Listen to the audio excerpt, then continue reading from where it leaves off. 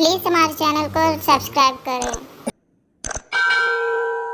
मैं जानती हूँ माँ, तुम्हारी आत्मा आज भी भटक रही है। मैं वीर प्रताप सिंह से जल्दी ही मिलूंगी माँ। ये सुकन्या है, एक बिन ब्याही नागिन की बेटी। सुकन्या की माँ मणिका एक इच्छाधारी नागिन थी और जंगल में बने एक शिव मंदिर में वास करती।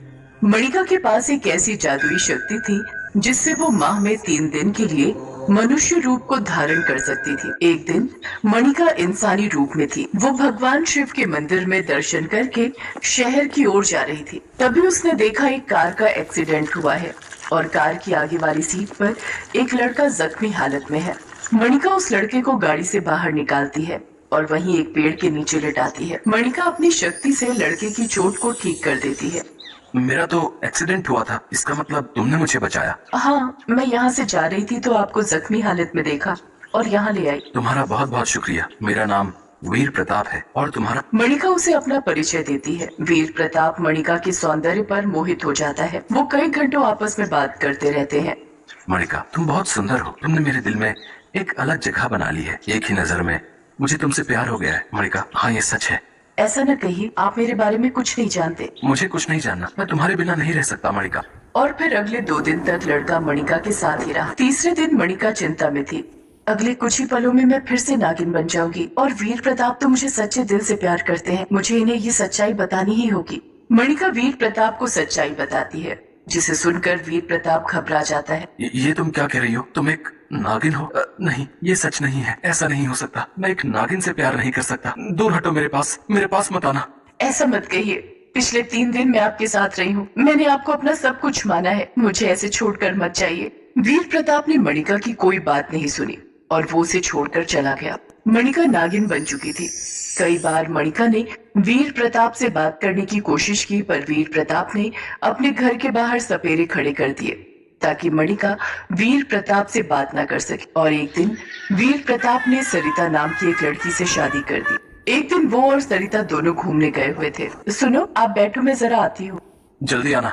मणिका इंसानी रूप में वीर प्रताप के पास आई। तुम यहाँ से चली जाओ, वरना मैं गार्ड को बुलाकर तुम्हें यहाँ से धक्के मारकर बाहर निकलवा दूंगा। मुझे बस आपसे कुछ ही देर बात करनी है, फिर मैं आपके पास कभी नहीं आऊंगी। बस आप एक बार मेरी बात सुन लो। मुझे कुछ नहीं सुनना। अगर तुम अपनी जान बचाना चाहती हो तो यहाँ से तुरंत चली जाओ, वरना। मैं गर्भवती हूँ। मैं बिन ब्याही माँ बनने वाली हूँ। ये आने वाला बच्चा मेरी और आपके प्यार की निशानी है। मैं चाहती हूँ इस बच्चे को आप अपना लेना। एक नागिन के बच्चे को मैं अपना नाम कभी नहीं दूंगा। ये तुम्हारा बच्चा है, इसे मारो या पैदा करो, ये तुम्हारे हाथ में है। बस वीर प्रताप, तुम अपने आप को समझते क्या हो? आज अगर मैंने तुमसे प्यार ना किया होता तो मैं तुम्हें यहीं डस लेती, पर मैंने तुमसे सच्चा प्यार किया है, इसलिए मैं तुम्हें कुछ नहीं कहूँ। तुम्हें वक्त बताएगा। अब मेरी जिंदगी का फैसला वक्त के हाथों में है। मैं जा रही हूँ वीर प्रताप, कभी न लौटने के लिए, पर एक न एक दिन तुम्हें अपनी भूल का एहसास जरूर होगा।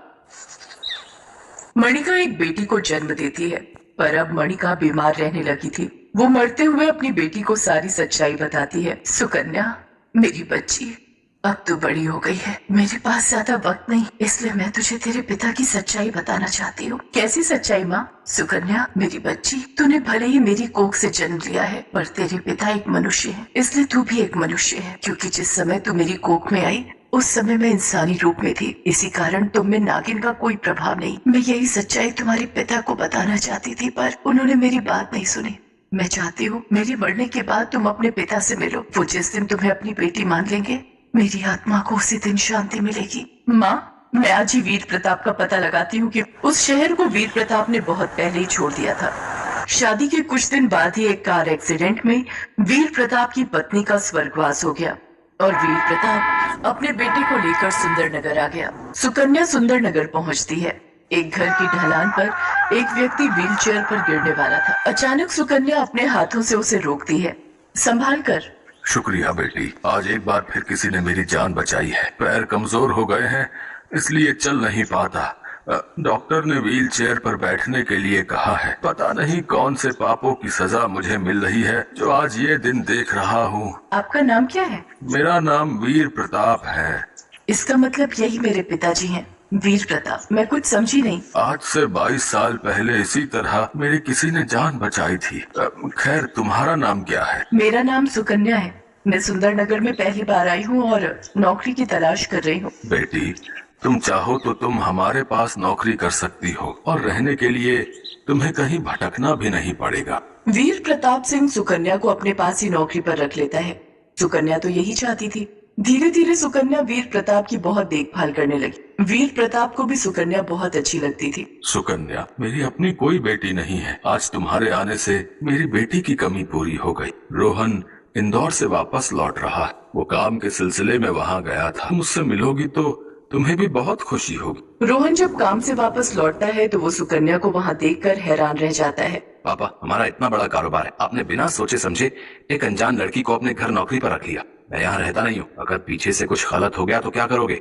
रोहन बेटा, उसने मेरी जान बचाई थी, वो मेरे साथ गलत नहीं कर सकती। पर रोहन को सुकन्या पर विश्वास नहीं था। एक दिन सुकन्या किसी काम से बाहर गई हुई थी। रोहन उसके कमरे में गया और उसके सारे सामान को खोलकर देखने लगा। तभी उसकी नजर एक डायरी पर पड़ गई। रोहन ने वो डायरी पढ़ी और घबरा गया। ये सुकन्या एक नागिन की बेटी है, इसका मतलब ये खुद भी एक नागिन है।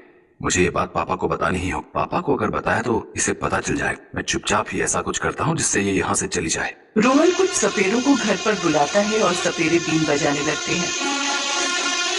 क्या बात है रोहन बेटा, तुमने इन सपेरों को क्यों बुलाया है? हमारे घर में तो कोई सांप नहीं है। पापा, हमारे घर में सांप है। ये सुकन्या एक नागिन है, ये नागिन की बेटी है। मैंने इसका झूठ पकड़ लिया है। इसकी डायरी पढ़ी है, उसमें लिखा है कि ये मणिका नाम की बिन ब्याही नागिन माँ की बेटी है। न जाने किस गंदे इंसान का खून इसकी रगों में दौड़ रहा है। बस राहुल, बहुत बोल लिया।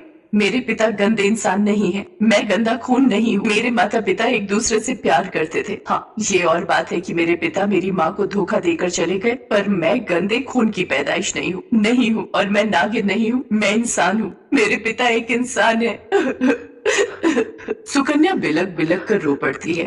तभी वीर प्रताप अपनी व्हीलचेयर से चलता हुआ सुकन्या के पास आता है और उसके पैरों में गिर जाता है। मुझे माफ कर दे मेरी बच्ची, मुझसे बहुत बड़ी भूल हो गई। रोहन, जिसे तू गंदा खून कह रहा है वो तेरी बहन है, वो मेरी बेटी है, मेरी सुकन्या बेटी। मैं इसका पिता हूँ। इतना सुनते ही सुकन्या अपने पिता के गले लग जाती है। रोहन को सारी सच्चाई पता चल जाती है। तभी मणिका की आत्मा प्रकट होती है। सुकन्या, आज मेरी आत्मा को शांति मिली है। तू अपने पिता से मिली, मेरी बेटी को पिता का नाम मिल गया। तू अपने पिता और भाई के साथ हमेशा खुश रहना मेरी बच्ची। मेरा आशीर्वाद हमेशा तेरे साथ है। और उस दिन के बाद सुकन्या वीर प्रताप और रोहन की लाडली बन गई। उसे पिता और भाई का प्यार